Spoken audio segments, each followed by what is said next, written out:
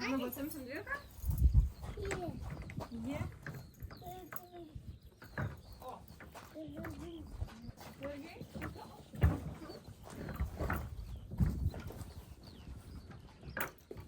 Norėsim? Norėsim į trasą? Žiūrėk, tai uždėsim šalmą tau? Nu važiuosim? Nenorėsim važiuoti? Užsidėsi tavo šalmą. Žiūrėk. Oho. Oho. Ateik. Nu ateik, sėsk, važiuosim. Ką, pavyko uždėti šalmą? Op. Važiuojam. Op. Važiavom.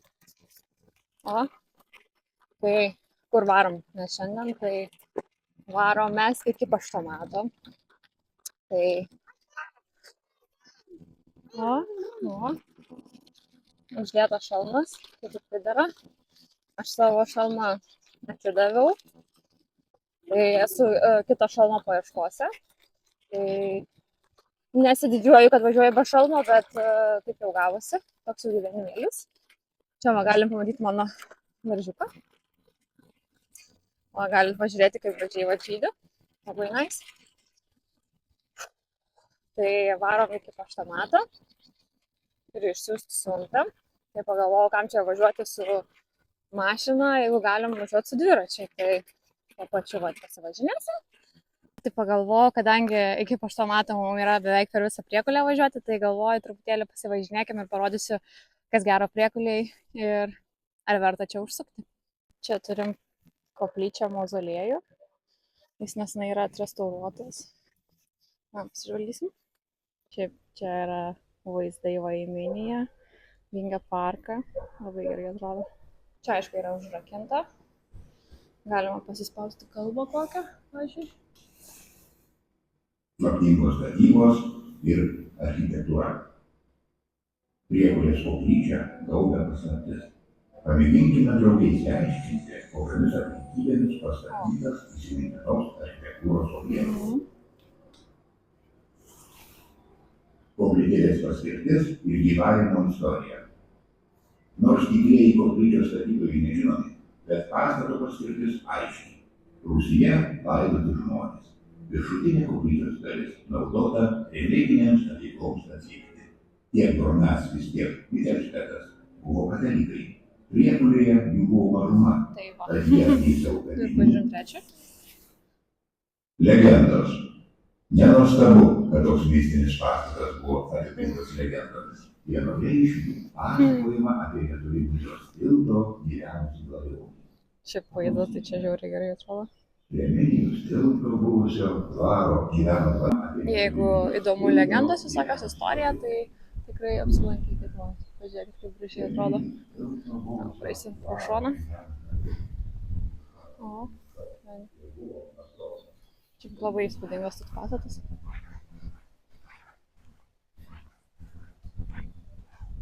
Žodžiu, akmeninis toks yra. Priekis labai gražus, nu bet suoliukai. Šiaip praeitais metais jau nebuvo. Šiaip labai įspūdingai atrodo. Ką varom toliau? Priekulės simbolis, žirgas.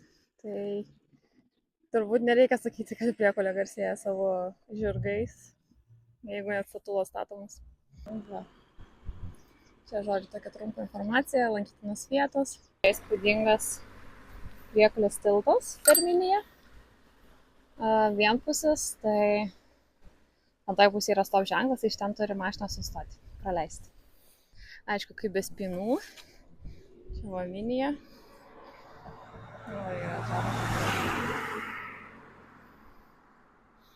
Driekiasi dviračių pėsčiųjų keliukai, tai labai patogu važiuoti. Šiaip pats miestelis turėjo labai daug didelių permainų, tai porą metų jau džiaugiamės naujom gatvėm, takeliais. Šunų aikštelę, tai didelis pasiekimas, taip pat turim ir prie kiekvieno suoliuko oranžinių šiukšlinių, tai augintinių, kaip sakant, reikalam. Čia vat Minija teka. Ir dabar privažiuosim toj posūkį į parką bei Ievos Simonaitytės muziejų. Ten tiesiai turim parką didžiulį. Tada čia turim muziejų Ievos Simonaitytės. Na čia. Prašom užsukti, kas nesat buvę. Taip. Tiesiai geltonas atrastas cukrainė. Tai čia yra skaniausios bandelės pyragaičiai. Minge kavinė. Ten čia kebabai nebeveikia. Turim net 2 gėlinės, viena šalia kitos. Čia nuostabusis senamiestis. Čia labai gerai pasakai, atrodo. Tai va, senoviniai pavadinimai. Čia buvo viešbutis kadaise. Čia turim polikliniką, seniūniją, vaistinę, kirpyklos, zooprekės. Čia yra garsioji žuvinė. Kam teko gal lankytis. Čia dar vienas muziejus. Atrodo tremties. Degalinė. Va. Čia yra statomas lauko darželis, o ten tiesiai yra geležinkelio kompleksas. Čia taip pat turim nuostabų brukį, kuris yra išlikęs. Čia va turim pastatus geležinkelio. Ar pasižiūrėsim iš arčiau, kaip atrodo. Prokuls. Šiaip čia dar yra naudojama, atrodo. Pirmame čia nieko nėra, ant to ten gyvena. O čia veikia stotelė. Nuostabi išlikusi stotis. Čia važiuoja Klaipėda Šilutė traukinys. Va. Ten dar vienas išlikęs pastatas. Tai fainai. O ten yra Dituva. Jeigu žinot Dituvos sodai, kitapus. Tai va. Va, čia turim žirgyną. Va. Čia ne pats išvaizdžiausias. Šį vasarą ir kvapas yra. Žiūrėk, va ten kas. Bet labai fainai.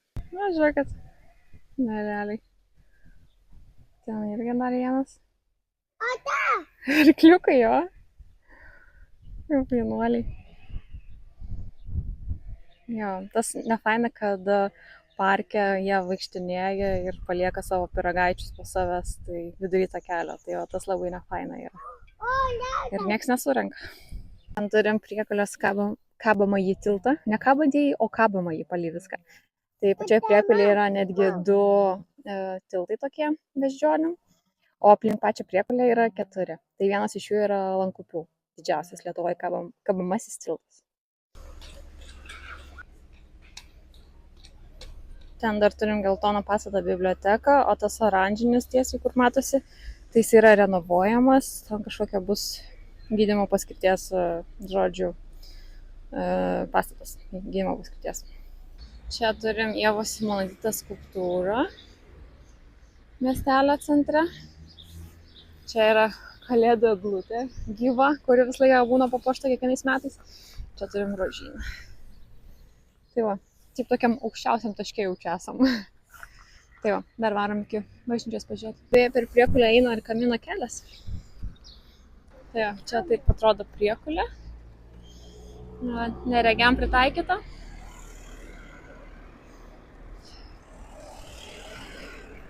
Čia įgėlė. Ten kultūros namai. Ten skulptūra, ten man atrodo kažkada bažnyčia stovėjo. Čia toks įspūdingas, aišku, žirgai, kaip kas be ko. Laikrodis. Pažiūrėk, čia kažkas, kokia instaliacija. Neaiški. Tai jo. Vat, turistam pritaikyta. Gali pasirinkti, kas tau įdomu. Kaip ką. Tarkim, lankytinos vietos. Viską gali pasižiūrėti. Gerai, aišku.